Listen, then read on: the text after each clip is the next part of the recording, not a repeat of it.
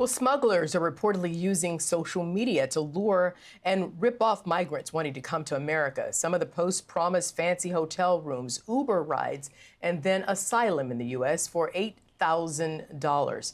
Dr. Kimberly Melman Orozco is a human trafficking researcher and legal consultant. Dr. Kimberly, if you don't mind if I call you that, how can any governmental agency counter that kind of false hope that these smugglers are peddling?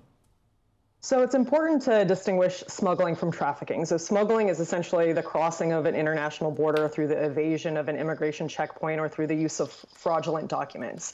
It does cross over and can cross over to a trafficking situation when and if that person is forced, defrauded, deceived, or otherwise threatened for the purpose of exploitation or the exploitation of anyone under the age of 18. So I just wanted to point that out because if they are being deceived, which these stories from the Facebook ads, it does seem like they're being deceived. They're promised 100% safety when they cross, and sometimes airplane tickets for as low as $4,500. It seems too good to be true, and it more than likely is not true. So as far as what law enforcement can do to combat it, I think law enforcement is really struggling to find a way to effectively combat illicit enterprises who are operating online.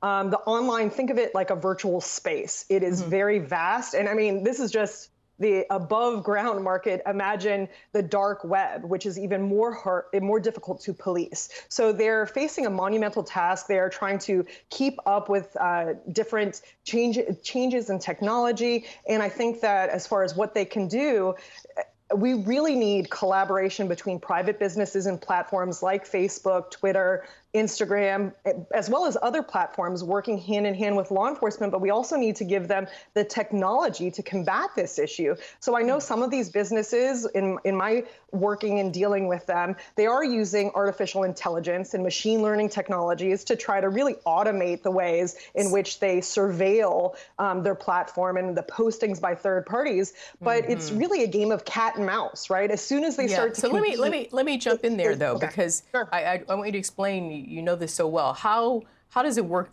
though? Do the smugglers approach families? Do they intimidate them? Or do these families seek out the smugglers? I mean, you say they connect on the internet, but how do they find each other?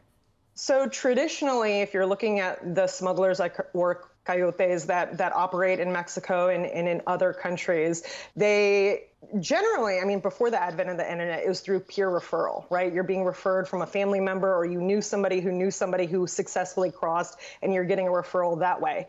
It is more perilous and a little bit more dangerous if you're connecting with an anonymous person on the internet who can take your upfront money and not do anything, or take your money and not bring you to the location that was agreed upon, or deceived you as far as the peril and the danger and the risk of crossing. So as far as how it operates, I know that these Facebook groups that were recently reported on, that's something that's new, that we're going to need to address and become more innovative in how we're combating it, in particular if it's a private Facebook group. But traditionally speaking, it was through peer-to-peer referral. And we keep focusing on illegal border crossings, which we should, but what about visa overstays? Yes, I'm glad you pointed that out. That's something that is often omitted when we're talking about unauthorized migration. The unauthorized population here in the United States, around 60% of them are undocumented migrants who cross the border through the evasion of an immigration checkpoint. The other 40% are visa overstayers, people who came on a temporary visa and overstayed that visa and remained in the United States.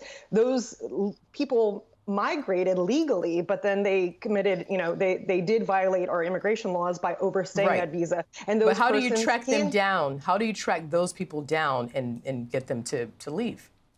At a minimum, at least we know where they were going or where they said they were going. We have a name, we have an address, we have where they were working. If they came on a guest worker visa, we know where they were staying if it was a tourist visa, so that at least there is some information that needs to be followed up on, and we need to follow up on it, I think, more fervently than we have been. And those people are also at risk, even though they came legally, of being trafficked. They are at risk of being victims of various forms of crime. Right, because then if they're trying to stay beyond what their visa allowed, they become desperate to